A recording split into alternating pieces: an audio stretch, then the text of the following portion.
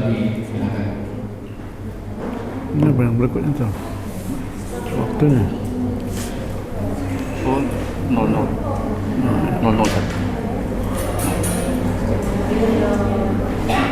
Berikutnya. Sesi udah kirim ya? Iya tuh. Oke. Tadi nggak ada waktunya. Ini mau direkam ya, jadi nanti Ustaz boleh. Bismillahirrahmanirrahim. Assalamualaikum warahmatullahi wabarakatuh.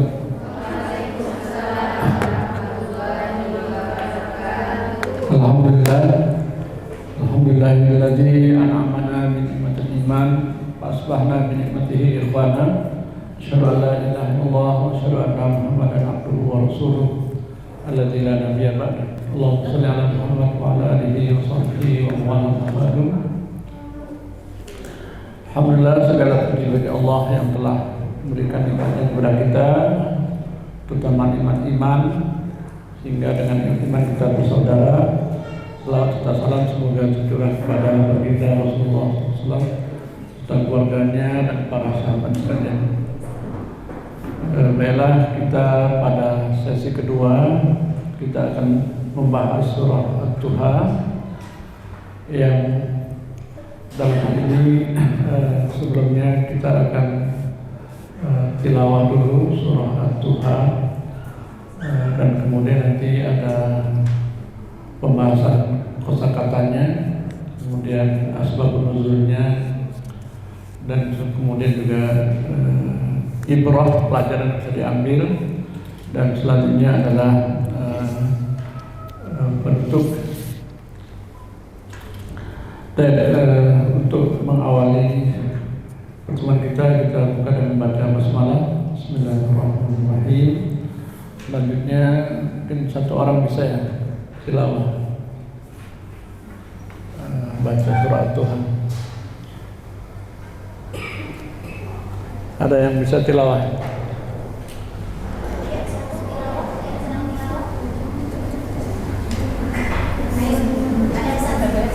Ada. Satu lagi mana?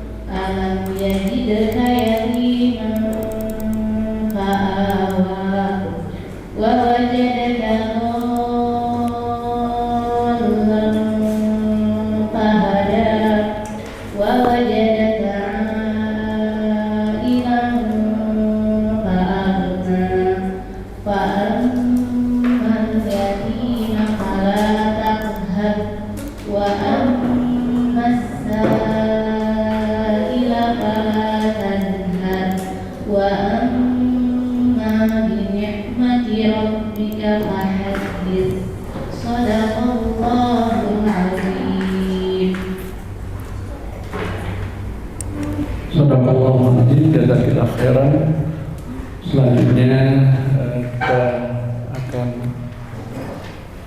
membacakan atau kosakata dari surah At-Duha yang tadi sudah kita dengarkan. Mudah-mudahan yang membaca dan yang mendengarkannya mendapat rahmat Allah SWT. Wa idza quri'a al-Qur'an fastami'u lahu wa ansitu la'allakum turhamun. Apabila dibacakan Al-Qur'an, hendaklah kalian diam dan dengarkan supaya mendapat rahmat. Secara keseluruhan mungkin sudah hafal semua ya. Kalau ada yang belum hafal silakan tunjuk tangan yang belum hafal. Ya, tidak ada yang tunjuk tangan berarti sudah hafal surah Duha. Tinggal kita akan membahas kosakata sebelum tafsirnya. Wadduha, di sini ada waw qasam, artinya Allah bersumpah dengan waktu duha, demi waktu duha. Kemudian walaili idza saja, dan demi malam apabila setelah sunyi senyap. Jadi Allah bersumpah dengan waktu. Kalau wal fajri, Allah bersumpah dengan waktu fajar. Kalau wal asri, Allah bersumpah dengan waktu asar atau dengan waktu itu sendiri. Kemudian Allah juga bersumpah dengan waktu malam. Kenapa Allah bersumpah dengan waktu? Itu dengan makhluknya ya. Kalau kita tidak boleh bersumpah kecuali dengan nama Allah. Wallahi, tallahi, billahi. Tapi kalau Allah boleh bersumpah dengan makhluknya. Artinya bahwa yang disumpahkan itu punya kelebihan, punya waktu, punya keistimewaan. Allah bersumpah dengan buah tin, wattini, wazzaitun, buah zaitun, dan bukit Tursina di Sinai di Mesir. Wattini, wazzaituni, waturisini, wa hadzal baladil amin, dan Allah bersumpah dengan negeri Mekah. Wa hadzal balad. Baru laqad khalaqnal insana. Jadi Allah banyak bersumpah dengan makhluknya, menunjukkan ada keistimewaan yang disumpahkan itu. Dan setelahnya, laqad khalaqnal insana fi ahsani taqwim, itu adalah Allah bersumpah dengan negeri Mekah. Kemudian sungguh manusia diciptakan dalam bentuk yang seindah-indahnya, ahsani taqwim. Tapi kemudian akan dikembalikan tempat yang rendah-rendahnya. Kecuali yang beriman, maka baginya pahala. Di sini Allah bersumpah dengan waktu duha. Duha, ada duha, ada adha. Kalau adha artinya korban. Idul Adha artinya hari raya kurban. Dohiyah korban. Tapi duha artinya waktu duha. Kemudian nomor 3 ayat 3, ma wadda'aka rabbuka wa ma qala. Ma wadda'aka, ma diartikan tidak, atau ma nafiyah diartikan tidak. Wadda'aka, wadda'a, tadi sudah disebutkan wadda'a, kalimat wadda'a. Kalau wada ada tawaf wada. Kalau kita umrah atau haji ada tawaf wada, artinya tawaf perpisahan atau ya tawaf terakhir, tawaf wada. Wada'a, wada, meninggalkan atau berpisah. Jadi kalau tawaf wada itu tawaf perpisahan. Kalau ma wadda'aka, maksudnya ada tambah ka, ma wadda'aka.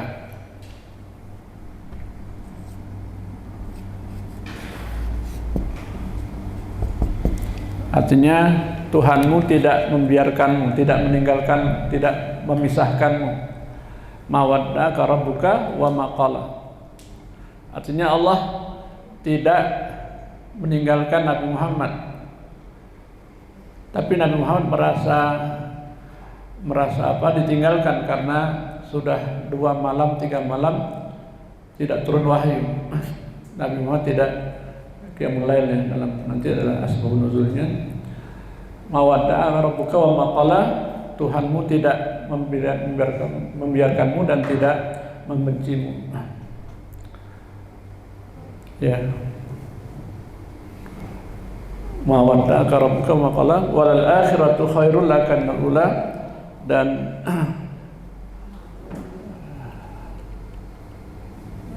bawas ini kenapa ya? Tiba-tiba hilang. Ma wadda'aka rabbuka wa ma qala. Ya, ayat yang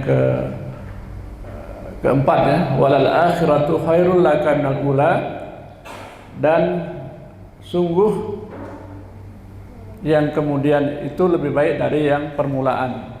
Yang kemudian itu lebih baik dari yang permulaan. Artinya masa kecil Rasulullah tidak lebih baik dari masa akhirnya. Artinya Rasulullah kan merasa ditinggalkan. Rasulullah itu lahir dah yatim. Kemudian setelah umur 6 tahun ibunya meninggal, Aminah, dipelihara oleh kakeknya Abdul Thalib. Kemudian umur 8 tahun meninggal kakeknya, dipelihara oleh pamannya Abu Thalib sampai menikah. Artinya Tuhanmu tidak meninggalkanmu dan tidak membencimu, dan nanti hari akhir atau kehidupan akhir, maka nanti tafsirnya ada hari akhir lebih baik dari dunia. Tapi di sini adalah kehidupan di awal Rasulullah ketika masih yatim itu kemudian di akhirnya lebih baik. Bisa terjemahkan apa? Dan sungguh yang kemudian walal akhirah, yang kemudian itu lebih baik dari yang permulaan, ya kan? Yang kemudian lebih baik dari akhirat, yang akhir lebih baik dari yang permulaan. Artinya biasa kan orang ketika bayi itu masih nggak punya apa-apa, atau ketika masih kecil nggak, tapi nanti ketika dewasa, ketika tua dia punya harta yang banyak. Artinya akhir itu lebih baik dari permulaan. Tapi kalau diartikan bahwa akhirat, ya akhirat itu lebih baik dari dunia kalau kita orang mukmin. Kalau orang kafir ya mungkin di dunia itu seperti surga, tapi di akhirat dia masuk neraka. Tapi orang mukmin, akhirat itu lebih baik dari dunia. Tapi di sini disebutkan nanti dalam tafsirnya adalah bahwa Nabi Muhammad itu awal kehidupannya adalah yatim, kemudian tapi tetap tidak dibiarkan yatim, ini ada yang memelihara. Bahkan kemudian nanti Rasulullah menjadi kaya ketika berniaga dengan Abu Thalib dan dengan Khadijah, dan nikah dengan Khadijah. Kemudian yang ayat yang ke-5, wala saufa yu'tika rabbuka fatarda. Wala saufa, dan sungguh Allah akan memberikan engkau dan engkau akan ridha. Wala saufa yu'tika rabbuka fatarda, dan sungguh kelak Tuhanmu pasti memberikan kurnia kepadamu sehingga kamu ridha. A'tainaka, ini yu'tika. Dalam surah Al-Kautsar apa? Inna a'tainaka kal kautsar. Kami akan memberikan kepadamu nikmat yang banyak. Inna a'tainaka kal kautsar. Di sini yu'tika, akan memberikan. Wala saufa yu'tika rabbuka fatarda, maka engkau akan ridha. Ya, radhiyallahu anhum wa radu an. Tarda, engkau akan ridha. Kalau radiya, ridha. Iya, ridha. Dalam surah Al-Bayyinah apa? Radhiyallahu anhum wa radu, akhir dari surah Al-Bayyinah. Radhiyallahu anhum, Allah ridha dengan orang mukmin dan orang mukmin ridha dengan Allah. Radhiyallahu wa tarda, ini ada persamaan. Ini asal kalimatnya adalah radiyah, ridha, ridwan. Ridwan itu dari kata ridha. Ada bai'atul ridwan, sumpah setia di bai'ah ridwan dalam sirah nabawiyah. Kemudian ayat yang ke-6, alam yajidka yatiman fa'awa. Yajidka, yajid asalnya wajada, manjadda wajada. Siapa yang bersungguh-sungguh dia akan, jadi satu kalimat asalnya wajada mudhari'nya yajid. Ka itu kata ganti dari Nabi Muhammad. Alam yajidka yatiman, bukankah engkau dulu ya Muhammad yatim? Alam yajidka, ka itu adalah dhamir kata ganti dari engkau, ini maksudnya Nabi Muhammad, yatiman. Ya, yatiman, yatim. Yang dikatakan yatim adalah yang meninggal orang tuanya sebelum baligh. Yang meninggal orang tua laki-lakinya sebelum baligh namanya yatim. Kalau sudah baligh tidak dikatakan yatim. Jadi yang definisi yatim itulah seorang yang ditinggal orang tuanya ketika belum baligh. Orang tua laki-laki ya, kalau orang tua perempuan yang meninggal tidak dikatakan yatim. Kemudian alam yajid kayatimam fa'awah. Bukankah kamu dulu yatim ya Muhammad? Kemudian ada yang dia melindungimu, artinya ada yang mengasuhnya. Yang mengasuhnya pertama adalah ibunya, kemudian kakeknya, kemudian pamannya. Ya, setelah balik pamannya. Kemudian ayat yang ke-7 wawajadaka. Wawajadaka, ka itu adalah kata ganti dari Nabi Muhammad. Wawajadaka ailam dolan, pertama adalah wawajadaka dolam wahada.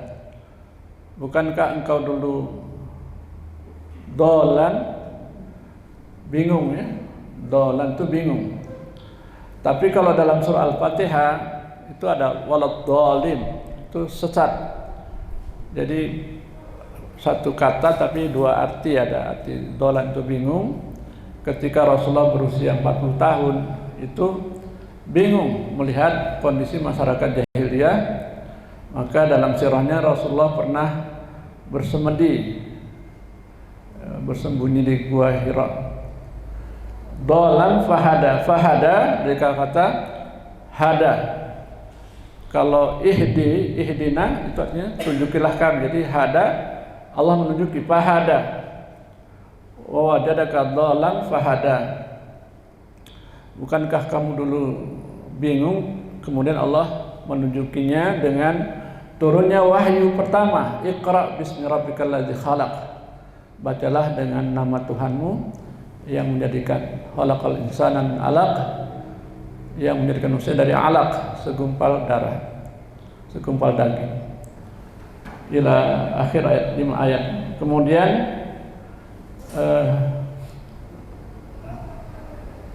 pertama yatim, yang ke-6, yang ke-7 dolan.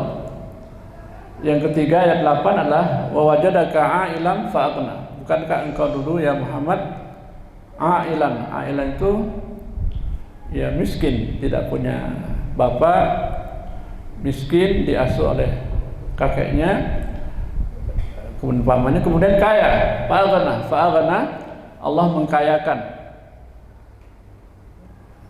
Jadi ketika Rasulullah nikah dengan Khadijah itu maharnya puluhan ekor unta. Padahal satu ekor unta itu udah, kalau diuangkan di Indonesia mungkin satu ekor 20 jutaan. Itu sampai puluhan ekor untuk mahar. Jadi Rasulullah kaya. Kemudian waktu nikah juga kaya, sampai kemudian Rasulullah jadi nabi, rasul, hartanya untuk berdakwah, sehingga ketika wafat tidak ada hartanya kecuali Al-Quran dan Sunnah. Taraktu fikum ma in tamassaktum bihima lan tadillu ba'di abadan kitabullah wa sunnah. Habis hartanya, Rasulullah sengaja untuk menginfakkan hartanya jalan Allah untuk dakwah. Jadi sini menunjukkan bahwa kehidupan Rasulullah disebutkan di dalam surah Ad-Duha. Tetapi di dalam surah Al-Ahzab apa? Laqad kana lakum fi Rasulillahi uswatun hasanah. Sungguh telah ada pada diri Rasulullah adalah sebagai uswah, teladan yang baik bagi orang yang mengharap ridha Allah dan hari akhir. Kemudian fa'amal yatima fala taqhar. Maka terhadap anak yatim janganlah engkau berlaku sewenang-wenang. Ini juga ditujukan kepada Rasulullah ya. Rasulullah dulu yatim, kemudian ketika besar, ketika dewasa, ketika jadi Rasulullah diingatkan supaya jangan sewenang-wenang terhadap. Bahkan nanti dalam hadis Rasulullah mengatakan ana kafilun yatim, saya bersama yang menanggung anak yatim. Jadi orang yang menanggung anak yatim atau menjamin anak yatim, memelihara anak yatim itu bersama Rasulullah di surga. Selanjutnya wa amsaila fala tanhar, adapun yang meminta-minta, wa amsaila, adapun orang-orang yang meminta-minta dan terhadap orang yang meminta-minta janganlah kamu menghardik. Wa amma bi nikmati rabbika fahadits, dan adapun dengan nikmat Tuhanmu hendaklah kamu bersyukur, atau kamu ceritakan, kamu bersyukur, kamu bagi, yang berbagi nikmat. Dan itu diantara ayat-ayat Al-Quran yang kosakatanya yang tadi sudah kita baca dan kita dengarkan. Silakan dihafal dulu ya, diingat-ingat.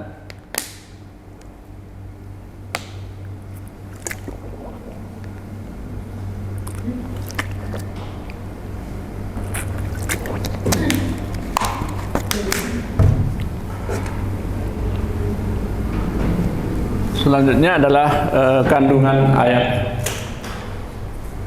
Jadi di dalam Al-Quran itu ada 114 surah ya, 114 surah. Surah yang pertama adalah Al-Fatihah, yang terakhir apa? An-Nas. Surah pertama Al-Fatihah, surah kedua apa? Al-Baqarah ketiga, Al-Imran keempat, An-Nisa kelima, Al-Maidah keenam, Al-An'am ketujuh, Al-A'raf kedelapan, Al-Anfal dan seterusnya ke-9, At-Taubah. Jadi surah Ad-Duha adalah yang ke-93, urutannya terdiri dari 11 ayat. Urutannya, kalau kalian sholat, kalau rakaat pertama baca surah Ad-Duha, rakaat kedua biasa baca apa? Asyam. Jadi kalau rakaat pertama baca Qul ya al-kafirun, rakaat kedua baca apa? Artinya kalau rakaat pertama baca surah yang ke-93, rakaat kedua baca surah yang ke-94. Tidak boleh balik ke 92. Tertibnya demikian. Rasulullah baca surah Sabbihis dalam surah Jumat, salat Jumat. Rakaat kedua baca Hal Ataka. Salat fajar itu hadisnya rakaat pertama baca Al-Kafirun, rakaat kedua baca Qul huwallah. Jadi harus tertib. Tertib itu artinya yang duluan didulukan, yang belakang tidak boleh sungsang. Jadi surah Al-Duha surah ke-93, kalau kita baca surah Al-Duha rakaat pertama, rakaat kedua boleh Al-Insyirah, Al-Nasrah atau At-Tin atau Inna Anzalna dan seterusnya. Boleh An-Nas ya. Kalau ayat pertama baca surah Al-Falaq, rakaat kedua tidak boleh Al-Ikhlas tapi An-Nas. 13 dan 14 itu diantara. Kemudian surah Makkiyah. Apa maksud dengan surah Makkiyah? Artinya dia turun sebelum hijrah atau turun di Mekah, diturunkan sebelum hijrah.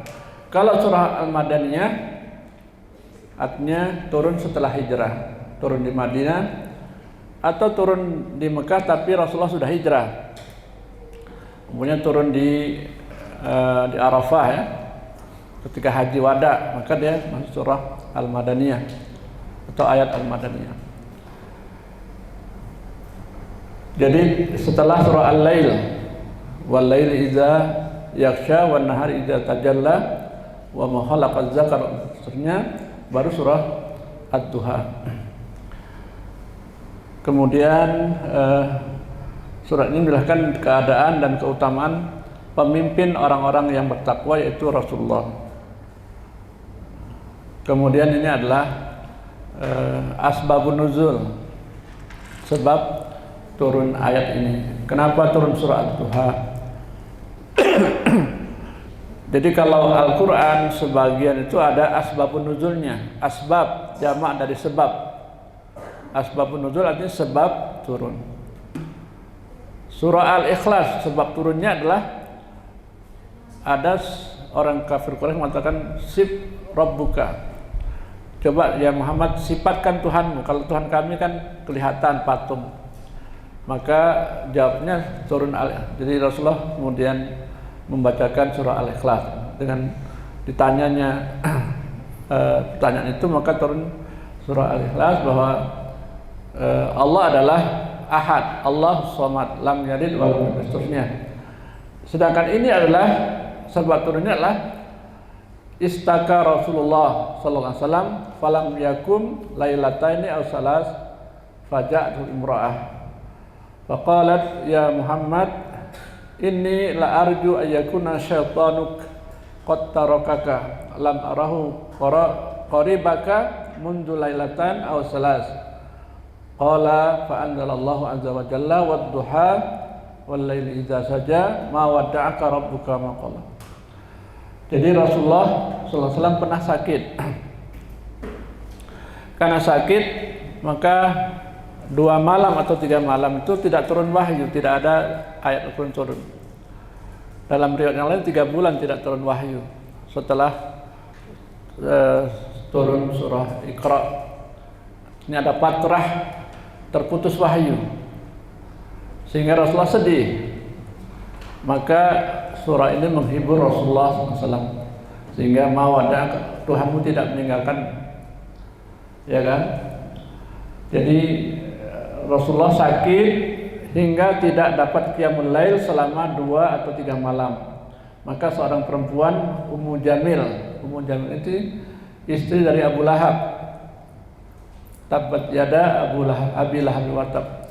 Celakalah Abu Lahab dan kedua usahanya, kedua tangannya. Kemudian wa mra'atuhu dan perempuannya, maksudnya adalah istri dari Abu Lahab yang ikut membakar kayu bakarnya, memanas-manasi Abu Lahab. Jadi Ummu Jamil istri Abu Lahab datang menemui beliau, ditemui Nabi, lantas berkata, wahai Muhammad, aku berharap syaitanmu telah meninggalkan. Dalam hadis yang lain Tuhanmu, tapi Ummu Jamil mengatakan syaitanmu tidak mendatangimu, telah meninggalkan hingga tidak mengetahui. Di sini adalah aku berharap setelah hingga aku tidak mengetahui di dekatmu selama 2 atau 3 malam. Maka Allah menurunkan surah Wad-duha wal laili idza saja. Jadi ini asbabun nuzulnya adalah ketika Ummu Jamil menanyakan Rasulullah bahwa syaitanmu telah meninggalkan. Jadi kata-katanya sudah menyakitkan Rasulullah. Padahal yang membawa wahyu itu bukan tapi malaikat Jibril yang menurunkan wahyu. Ini kosakata lagi ya. Jadi tadi sudah, ini cuma 4 potong ayat. Tadi sudah jelaskan tentang apa itu ad-duha. Jadi awal siang ketika matahari terangkat dan memancarkan sinarnya ke bumi. Waktu duha itu biasa diawali jam 7 ya, jam 7 pagi itu ketika kita salat Idul Fitri, Idul Adha itu adalah waktu duha. Sampai setengah jam sebelum zuhur, jadi setengah 12 itu masih ada salat duha. Jadi awal siang ketika matahari terangkat dan memancarkan sinarnya ke bumi. Wadda'a meninggalkan, maksudnya bahwa Tuhan tidak pernah meninggalkan dan membiarkanmu wahai Muhammad. Jadi wadda'a tadi tidak pernah meninggal, ma wadda'aka. Wadda'a. Kemudian fa'awa, alam jadika yatiman fa'awa. Bukankah kamu dulu yatim? Fa'awa, memberi perlindungan dengan menghimpunmu pada pemeliharaan kakek lalu paman. Kakek lalu paman umur 6 tahun ikut kakeknya umur 8 tahun, ikut pamannya sampai menikah. Sebelum menikah itu kan diajak berdagang, pernah diajak ke Syria ya, ke Syam. Ada Bahira, ada pendeta yang melihat Nabi Muhammad dinaungi oleh awan, sehingga kata Bahira disuruh pulang ke Mekah lagi, nanti dibunuh oleh orang Yahudi. Itu ada sirah nabawiyah. Maka pamannya bawa pulang.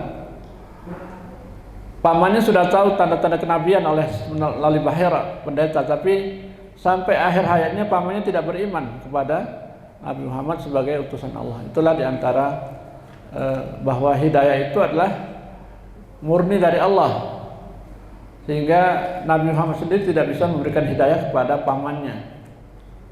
Ketika menjelang meninggal pamannya, disuruh mengucap Muhammad Rasulullah, tidak terucap, sehingga dia meninggal dalam keadaan kafir.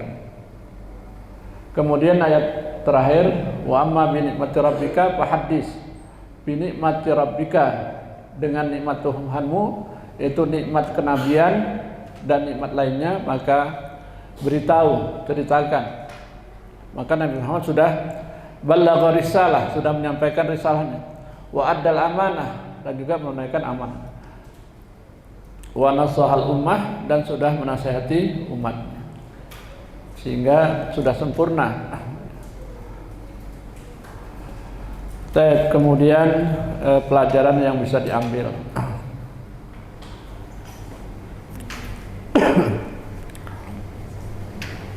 Jadi ada beberapa pelajaran yang bisa diambil dari surah Ad-Duha.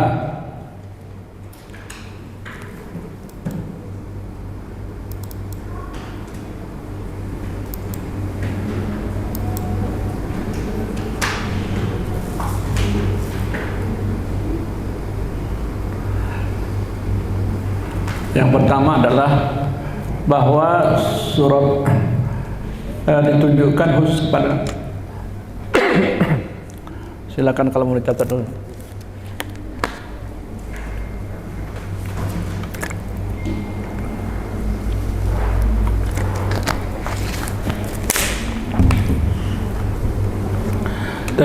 Jadi surah Ad-Duha, surat ini ditujukan khusus kepada Nabi Muhammad SAW, khusus ya.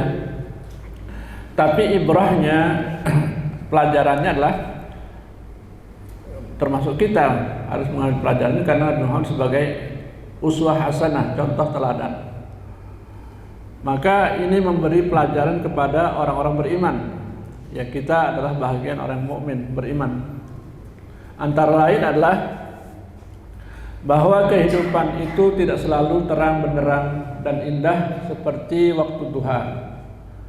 Di bahwa kehidupan itu tidak selamanya terang benderang, tapi ada kadang-kadang gelap, ada terang, ada mendung, ada cerah, dan ada sedih, ada gembira. Namun akan terjadi kegelapan sebagaimana malam yang kelam. Karena itu jangan terlena saat senang dan segalanya terlihat indah, menyenangkan, sebab suatu waktu akan hadir terpaan musibah yang menjadikan hidup terasa kelam. Ini adalah ya sunnatullah fil alam, sunnah Allah dalam kehidupan. Yang kedua, ketika mendapatkan terpaan musibah atau hal-hal yang berpotensi menjadikan hidup terasa kelam, hendaknya selalu yakin bahwa waktu duha akan muncul. Semakin gelap malam pertanda waktu duha semakin dekat. Maka janganlah putus asa dan jangan bersangka buruk kepada Tuhanmu, sebab Allah selalu mencintai hambanya. Ya, ini ibrahnya. Kemudian di apa dengan hadis ya, dikuatkan dengan hadis yang kita tidak boleh berburuk sangka dengan musibah. Pada dasarnya bahwa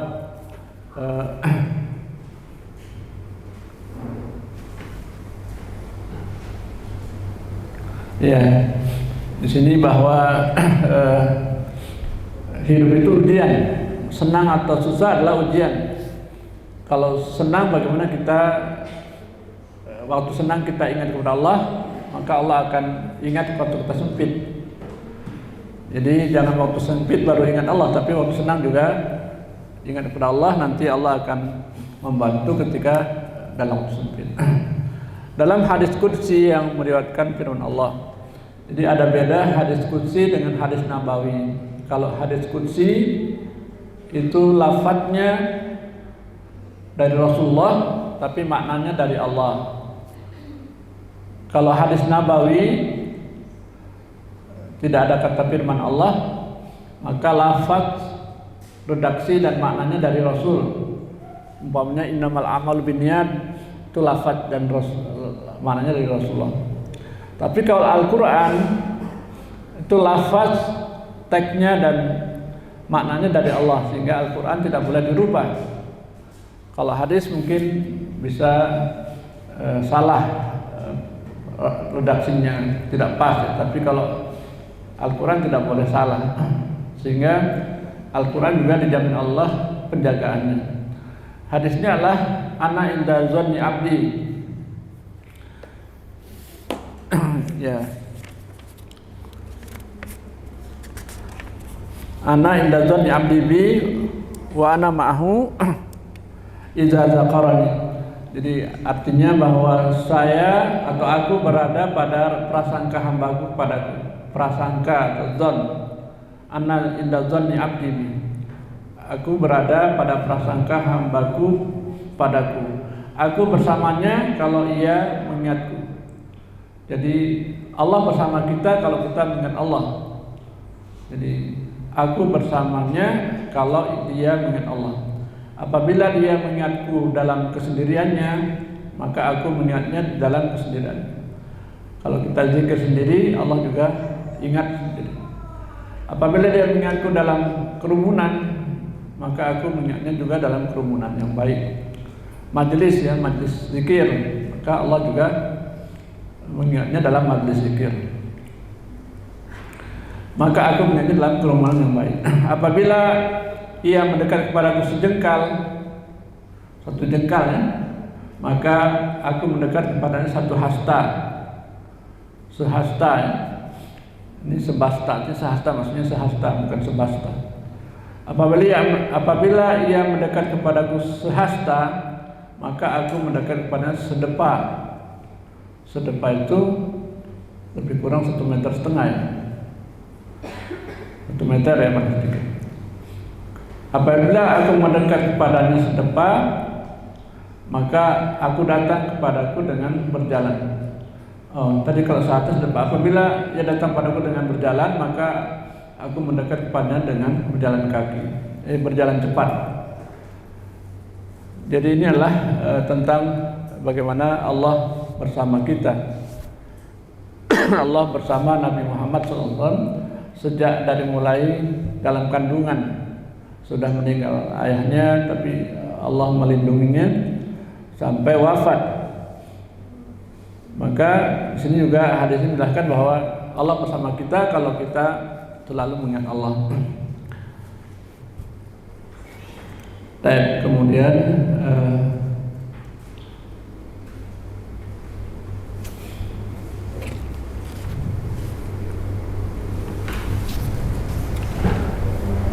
di sini selanjutnya apabila diukur kegelapan malam, apabila diukur dengan kehidupan dunia semata, maka masa lalu Rasulullah yang dikisahkan dalam surat ini terlihat kelam. Tapi nama surat ini adalah Ad-Duha yang misalkan harapan dan keindahan. Jadi kalau kita lihat awal dari kehidupan Rasulullah, mulai dari dalam kandungan, lahir, remaja, dewasa. Tapi dewasa Rasulullah adalah sebenarnya tidak gelap, tapi justru sukses ya, sukses dalam berdagang, kaya. Tadi nikahnya dengan Khadijah dengan mahar yang sangat banyak. Kemudian Rasulullah memilih untuk hidup sederhana, bahkan hidup miskin. Rasulullah tidak pernah kenyang seminggu penuh. Berarti Rasulullah ada puasa sunnah. Maka kita juga disunahkan puasa. Kalau kita tidak bisa puasa Daud, puasa Senin Kamis. Nggak bisa puasa Senin Kamis, bisa puasa Ayyamul Bid 13, 14, 15. Ya, itu diantara puasa sunnah yang dianjurkan adalah bahwa Rasulullah tidak pernah 6 hari atau seminggu 7 hari berturut-turut kenyang. Bahkan pada perang Khandaq Rasulullah diikat, jadi perutnya itu diikatkan batu untuk menahan lapar. Rasulullah memilih untuk hidup sederhana, walaupun pernah kaya raya. Di sini apabila diukur dengan kehidupan dunia semata, maka masa lalu Rasulullah yang dikisahkan dan terlihat kelam. Tapi nama surah ini adalah Ad-Duha yang mengisyaratkan harapan dan keindahan, harapan dan keindahan. Jadi Rasulullah Abdulul Khalq, sebaik-baik makhluk. Di antara para nabi adalah Nabi Muhammad Sayyidul Anbiya, penghulu para nabi wal mursalin.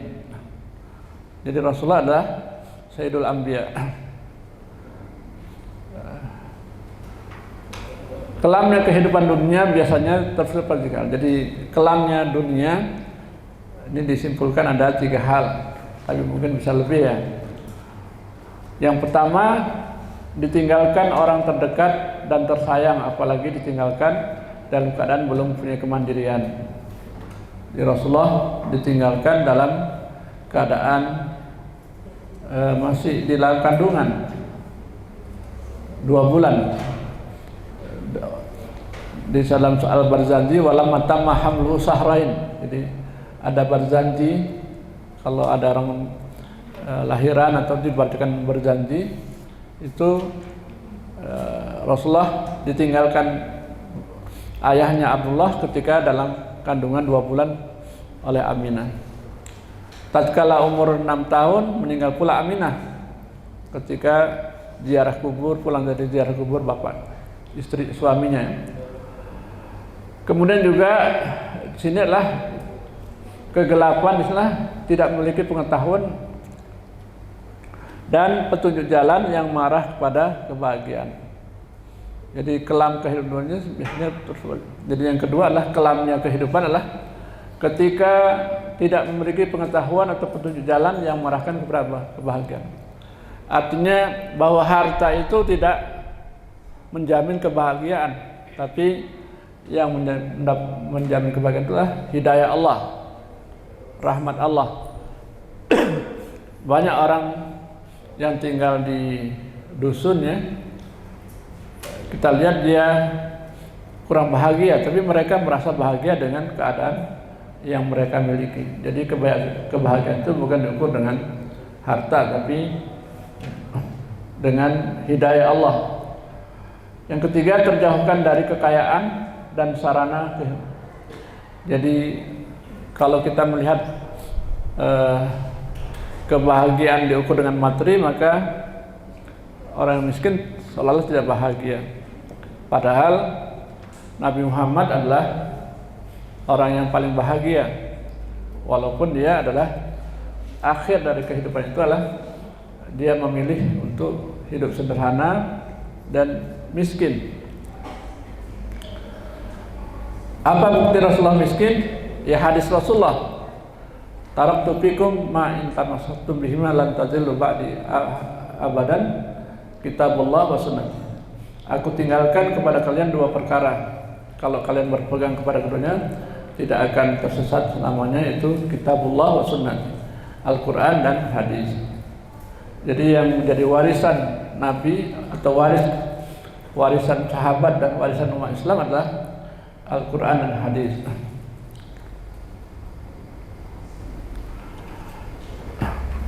Rasulullah SAW pernah mengalami semua. Jadi Rasulullah pernah mengalami semua. Tapi juga Rasulullah pernah mengalami masa kaya, masa muda yang kaya, Tetapi Rasulullah merasa bingung ketika usia 40 tahun. Tadi wa wajadaka dhalam fahada. Bingung, kemudian diberi hidayah. Apa hidayahnya? Itu Al-Quran. Iqra, bacalah. Ini juga pentingnya membaca yang tersirat dan tersurat. Jadi Rasulullah pernah mengalami itu semua, namun beliau disiapkan oleh Allah untuk menjadi pemimpin dan pemandu seluruh umat. Sayyidul Mursalin, penghulu para nabi. Jadi umat. Karena itu optimisme selalu menyertai kehidupan beliau. Optimisme adalah harapan. Jadi ketika perang Khandaq, Rasulullah memecahkan batu. Jadi membuat parit Khandaq itu ada batu-batu besar yang tidak bisa dipecahkan oleh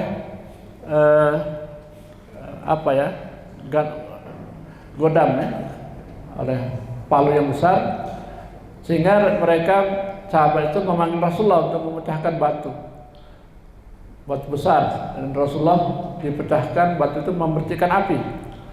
Kata Rasulullah ketika terpecah api, kelihatan istana di Parsi, istana di Iran. Jadi itu diantara harapan Rasulullah. Jadi Rasulullah ketika memecahkan batu itu kelihatan istana Qusra di Parsi. Itu Rasulullah memberikan motivasi bahwa ke depan akan ditaklukkannya Parsi, Romawi dan lain-lain. Jadi kehidupan beliau kemudian optimisme selalu dari kehidupan beliau dan mencerahkan pandangan beliau. Mencerahkan, jadi apa yang disabdakan Rasulullah menjadi pencerahan bagi sahabat-sahabat.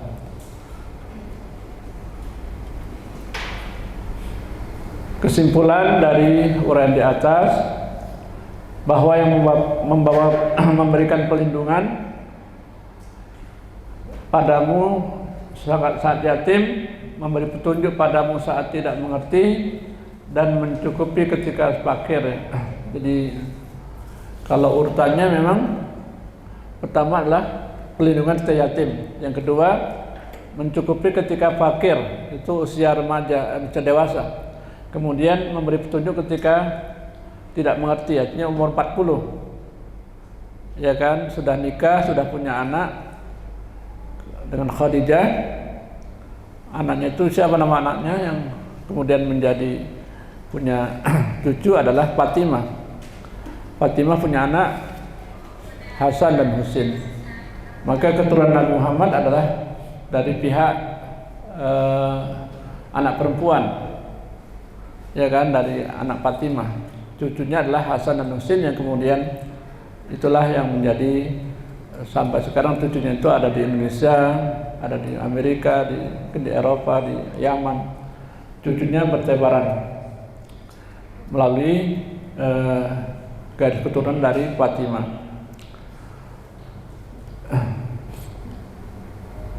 Kemudian di sini bahwa Rasulullah pernah tidak mengerti, Allah tunjuki dan mencukupi saat fakir. Tentu tidak akan membiarkan membenci dan menelantarkan kamu dalam menjalankan tugas di kemudian hari. Begitu yang disampaikan Al-Maraghi dalam tafsir Al-Maraghi. Tafsirnya mendetailkan, Allah tidak membencimu, bahkan Allah mendidik supaya kuat, ya, kuat mentalnya, sehingga dengan cobaan-cobaan Rasulullah kuat. Ketika dilempar batu oleh penduduk Taif, maka Rasulullah mendoakan supaya ditunjuki kaumnya, Allahumma hdi qaumi. Padahal sudah ditawarkan oleh malaikat Jibril untuk mengangkat gunung Uhud untuk dijatuhkan di kota Taif, tapi Rasulullah tidak mengabulkan permintaan malaikat Jibril. Maka Allah mendoakan. Konon kabarnya penduduk Taif yang pernah didoakan Rasulullah itu banyak yang hafal Quran sampai sekarang. Jadi penduduk kota Taif itu yang asli situ banyak yang hafal Quran dengan petunjuk doa Rasulullah, Allahumma hdi qaumi fa innahum la. Dan sekarang juga kalau orang umrah biasa dibawa wisata religi ya. Selain di Mekah dan Madinah, di Arafah juga wisata ke Taif. Taif itu tempatnya sejuk. ada gunung-gunung dan ada pohon-pohon anggur. Di situ juga kalau dulu namanya ada rumah sakit jiwa. Jadi kalau orang-orang agak sakit jiwa dibawa ke Taif. Yang terkenalnya dulu adalah rumah sakit jiwa. Sekarang tempat wisata. Taif itu diantara kesimpulannya. Setelah masa-masa sulit terlampaui, jangan sampai lupa diri dan terlena. Sebab semua nikmat Allah adalah ujian. Jadi al khair wasyarr adalah liyabluwakum bil khair wasyarr. Dalam surah Az-Zumar Allah mencoba kamu dengan kebaikan dan kesulitan. Khair wasyarr. Khair wasyarr dalam surah Al-Zalzalah ya. Kalau kita beramal baik akan dilihatnya beramal jahat juga. Jadi baik dan buruk cobaan. Kaya dan miskin adalah cobaan. Biasa kalau wanita selalu cobaannya kalau sudah berkeluarga itu dengan kemiskinan tidak sabar kalau istri. Tapi kalau laki-laki dengan kekayaan tidak sabar, dicoba dengan harta banyak, seorang laki-laki biasa suami selingkuh. Tapi kalau perempuan dicoba dengan harta miskin, kadang-kadang nggak sabar. Iya, nggak sabar. Tapi tidak semua, sebagian. Jadi laki-laki ada kelemahannya, perempuan ada kelemahannya. Dicoba dengan harta yang sedikit, miskin, nggak sabar. Laki-laki diberi harta banyak nggak sabar. Maka di sini adalah setelah masa sulit terlampaui, jangan sampai lupa diri dan terlena. Sebab semua nikmat Allah SWT adalah ujian. Semua nikmat Allah ujian. Maka Allah memerintahkan Rasulullah untuk menunaikan hak atas nikmat tersebut, yaitu mensyukurinya. Jadi dengan nikmat Allah adalah mensyukuri nikmat Allah lah dengan membaginya kepada orang lain. Di sini sebab itu terhadap anak yatim janganlah kamu sewenang-wenang.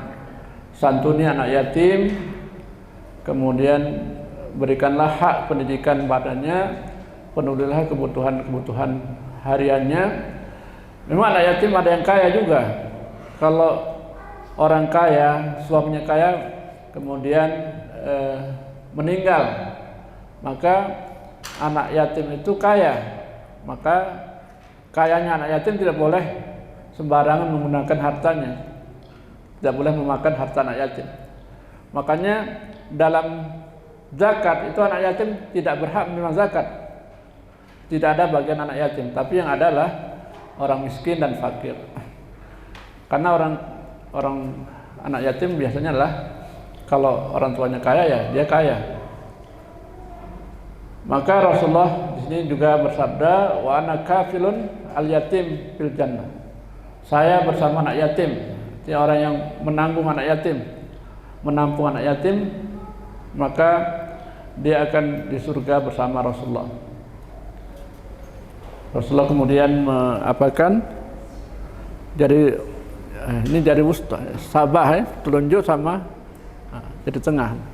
Artinya Rasulullah berdua dengan penjaga anak yatim.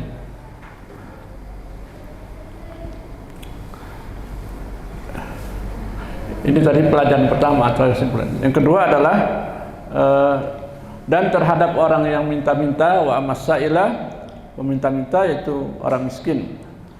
Jadi ada yatim dan miskin. Ada yatim yang kaya, maka dijaga. Yatim yang miskin berarti dia miskin. Maka di sini adalah meminta-minta, hendaknya diberikan.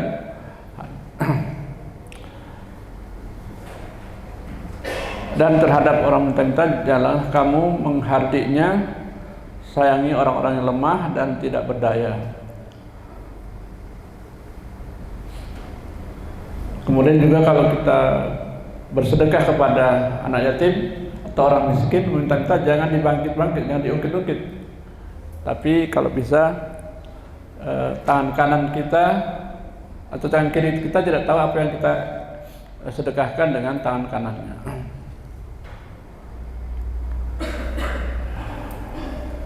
Ini perkataan yang baik, lebih baik daripada sedekah tapi diiringi dengan cacian atau upatan. Kemudian dengan nikmat Tuhanmu adalah kamu siarkan, dipublikasikan. Jadi ada cara mensyukuri nikmat itu, ada dengan publikasi, ada dengan sembunyi-sembunyi.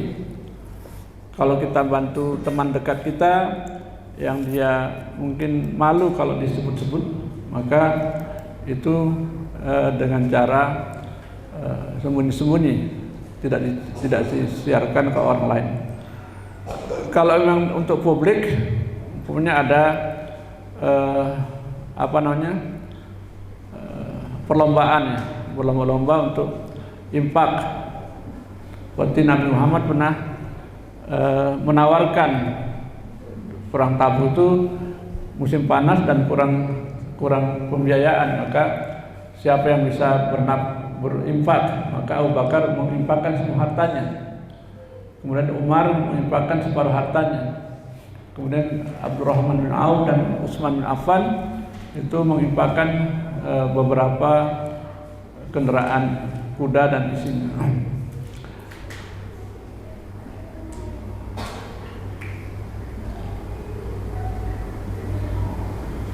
Jadi dan terhadap nikmat Tuhanmu maka bersedekahlah, hendaklah kamu siarkan menurut Al-Maraghi yang dimaksud dengan luaskan kontribusi finansial kepada orang-orang fakir dan dermakan nikmat Allah yang lainnya kepada yang membutuhkannya, tidak hanya sekedar menyebut kekayaan dan menceritakan panjang lebar punya Allah padanya, sebab sikap seperti itu bukan akhlak mulia. Tradisi orang bahil sepanjang sejarah adalah menyembunyikan kekayaan agar mempunyai alasan untuk pelit dari berderma. Karena itu mereka selalu mengeluhkan kekurangan. Adapun manusia-manusia mulia selalu mendermakan. Ya, sekarang mungkin saatnya kita juga mendermakan harta kita untuk saudara kita di Palestina, yang mereka banyak yang meninggal karena kelaparan, bukan karena nggak ada harta, nggak ada makanan, tapi karena pemerintah yang demikian kajian kita pada hari ini. Masih ada waktu 30 menit untuk tanya jawab ya, mungkin 15 menit untuk isi ini, tapi yang 15 menit untuk kalau ada yang bertanya ya. Silakan yang mau bertanya. Insyaallah bisa dipahami ya yang tadi tentang surah Al-Duha, kosakatanya, kemudian asbab nuzulnya, kemudian pelajaran yang bisa diambil dan juga beberapa kesimpulan-kesimpulannya. Silakan kalau ada yang tanya.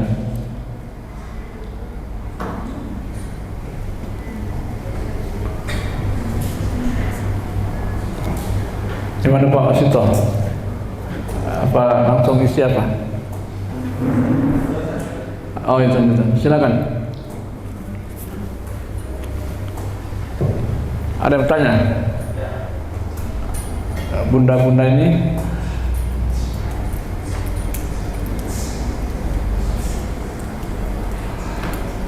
tadi surah Al-Duha urutan berapa? Surah Al-Duha urutannya 93. Sebelumnya surah apa? Al-Lail. Setelahnya Al-Insyirah. Kalau surah surah At-Tahrim surah keberapa? Nggak tahu ya. Surah Al-Falaq surah keberapa? 113. Surah Yusuf surah keberapa? Iya, Ini di luar soal ya, di luar apa. Jadi ini tentang surah Ad-Duha yang ke-93. Dia termasuk surah Makkiyah atau Madaniyah? Makkiyah. Ya. Silakan, masih ada waktu untuk bertanya. Sebelum ditanya, nanti akan ditanya dengan beberapa pertanyaan. Nggak ada ya? Sudah siang toh.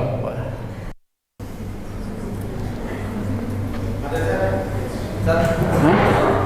Ya. Oh ada. Oh ya.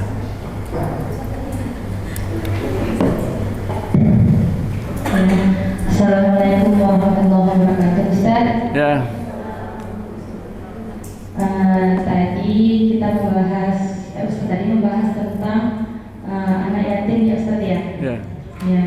Tadi saya baru mendengar Ustaz. Tadi kata Ustaz kan kalau anak yatim disebut anak yatim ketika dia belum balik. Ya. Tapi ketika dia sudah balik, dia tidak disebut anak yatim. Ya. Itu kenapa Ustaz ya? Apakah ada batasan umur atau gimana Ustaz? Ya, ada ya ungkapan apa, mal yatim illa ba'da, tidak ada yatim setelah balik. Jadi dalam surah An-Nisa nanti ada ya. Jadi kalau sudah balik anak yatim itu, katakan sudah balik itu menjelang balik itu hendaklah diberikan hartanya. Jadi ini dalam surah An-Nisa nanti dapat dibaca tafsirnya. Jadi yang dikatakan yatim itu adalah ketika orang tua yang meninggal dunia sebelum balik. Ketika mau balik itu kalau dia kebetulan anak yatimnya kaya, itu harus diserahkan kepada anak yatim. Jadi kalau belum balik, harta itu dipegang oleh ibunya atau oleh pamannya. Setelah dia balik, maka harta anak yatim diserahkan kepada anak yatimnya. Anak yatim sudah balik.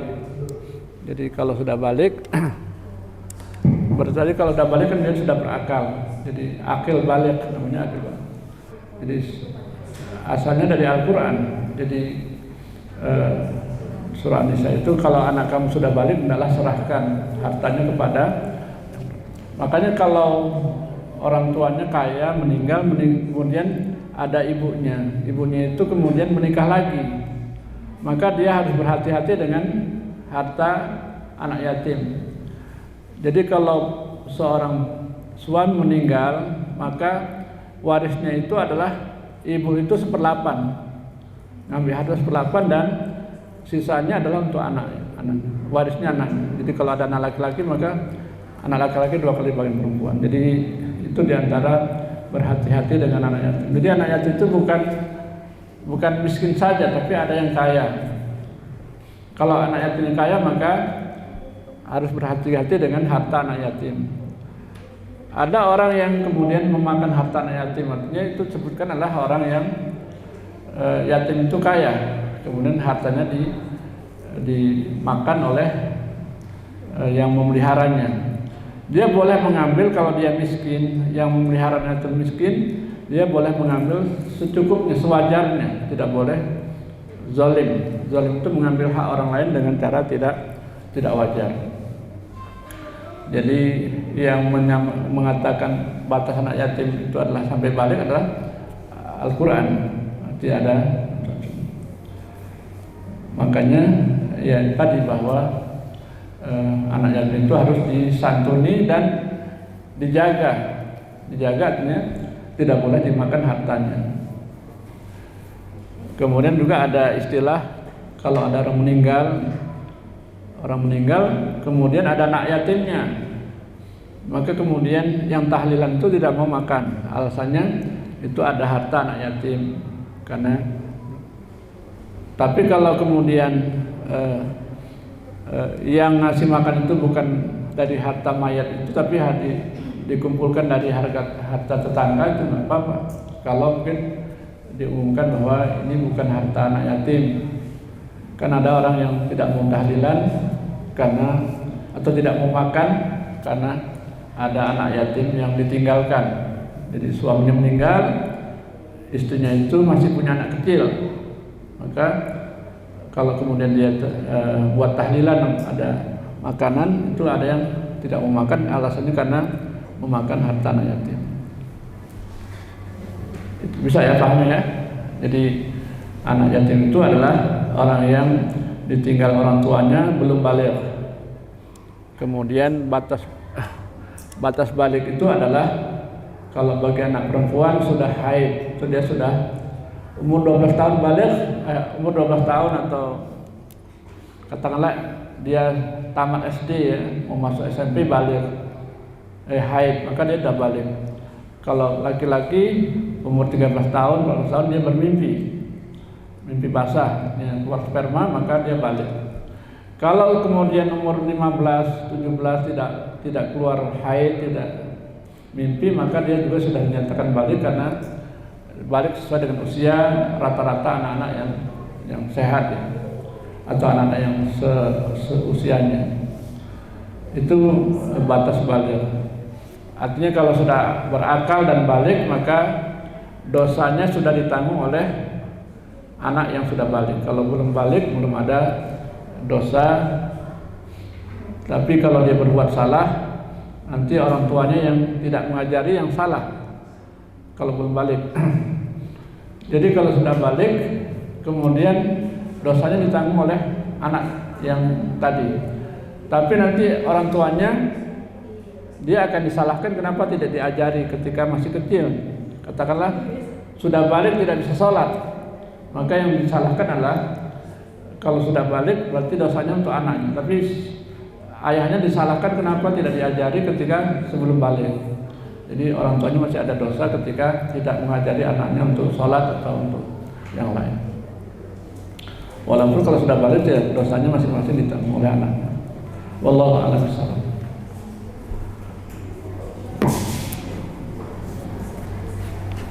Ya.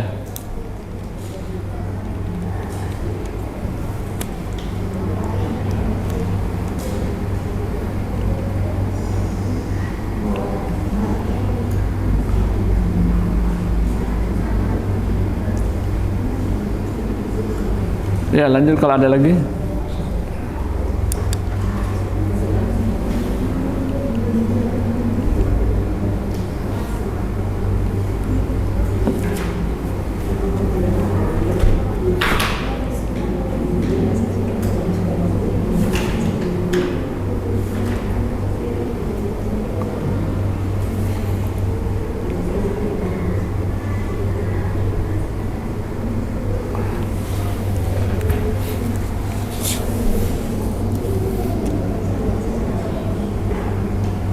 Ya, masih ada 10 menit lagi atau 5 menit lagi.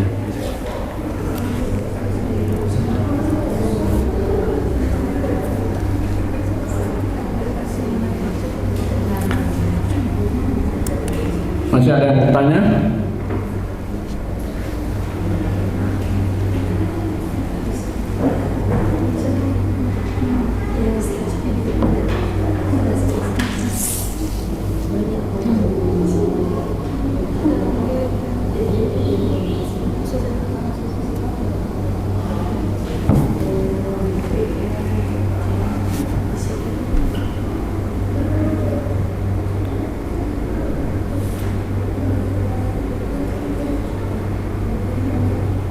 Masih ada 4 menit lagi untuk bertanya. Kalau tidak ada, ini ya silakan diisi.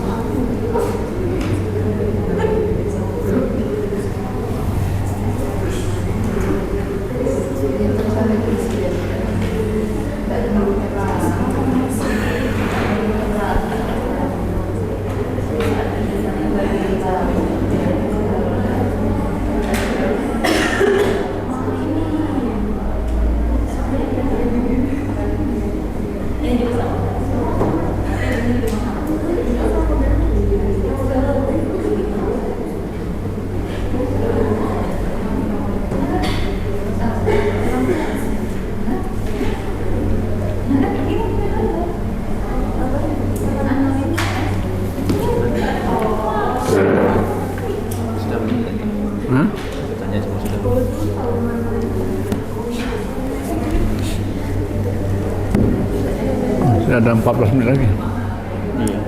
Atau masih ada lagi? Dan masih ada waktu sekitar 14 menit lagi sampai 11.30. Kalau ada pertanyaan atau yang belum selesai silakan.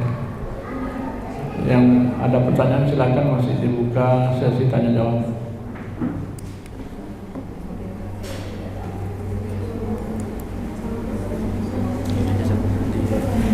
Tunjuk satu perwakilan yang menceritakan apa yang diperoleh oleh tes ini. Oh, iya.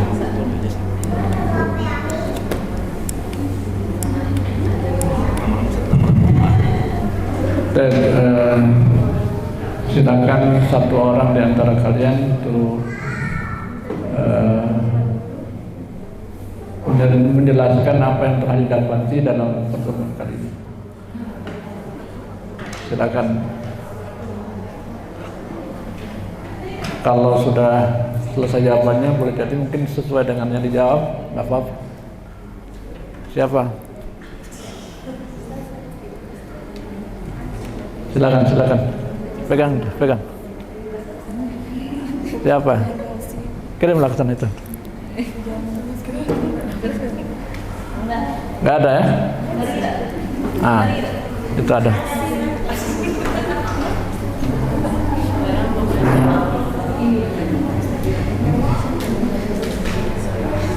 Assalamualaikum warahmatullahi wabarakatuh. Waalaikumsalam.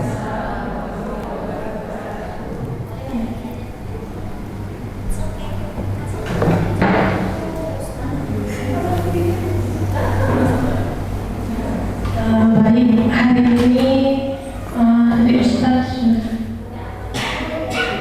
Bunda Rahma dari SDPP. Oh ya. Tadi hari ini Ustaz sudah menjelaskan tentang surah Ad-Duha, di mana surat itu turunnya di Makkiyah sebelum Hijrah. Rasulullah hijrah, yang terdiri dari 11 ayat dan surat ke-93 di dalam Al-Quran. Surat ini memiliki asbabun nuzul, yaitu sebab turunnya Al-Quran, di mana menjawab istrinya Abu Lahab, Ummu Jamil, yang mengatakan bahwasannya Rasul ditinggalkan oleh Allah.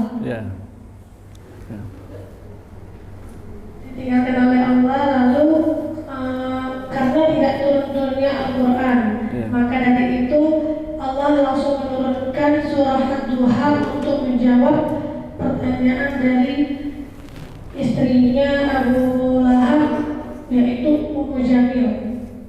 Seperti dikatakan dan dijelaskan oleh Ustaz tadi, bahwasanya waqra'atuhu hammalatal hatab, yang dia membawa kayu bakar ya.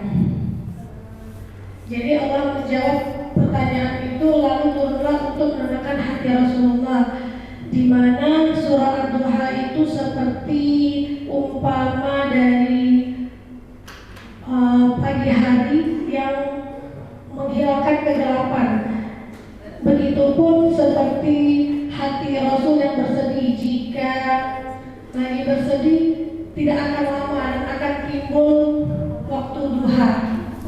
Begitupun malam, kesedihan itu tidak akan lama dan akan hilang segera. Dan juga nikmat Allah itu tidak selamanya buruk. Seperti Rasul juga pernah merasakan kaya, muda, lalu miskin. Mungkin itu saja, Ustaz. Terima kasih. Jazakallah khair.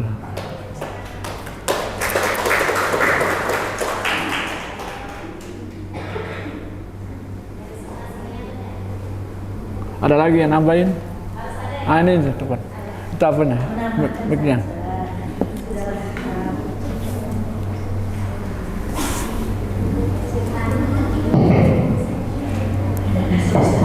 Baiklah, Assalamualaikum warahmatullahi wabarakatuh. Izin, nama saya Bunda Cinta Milstaria dari SDB. Alhamdulillah, Bunda Rahmat tadi sudah cukup lengkap dalam merangkum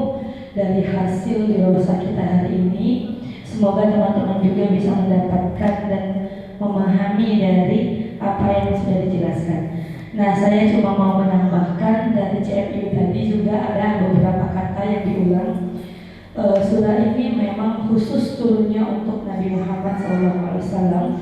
Namun kita sebagai umat atau pengikutnya itu bisa mengambil banyak ibrah atau hikmah dari surah-surah atau dari isi dari surah Ad-Duha ini.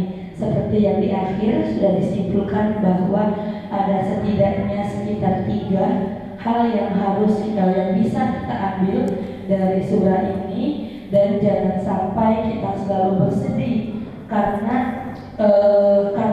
setiap nikmat yang sedih itu nikmat ya Bapak Bunda. Iya, maaf. Jadi sedih itu, kecewa, marah itu sebenarnya nikmat yang Allah berikan. Namun ada hal baiknya setelah itu, seperti itu. Dan pengingat juga kepada kita manusia, kita sebenarnya tahu ya bahwa dari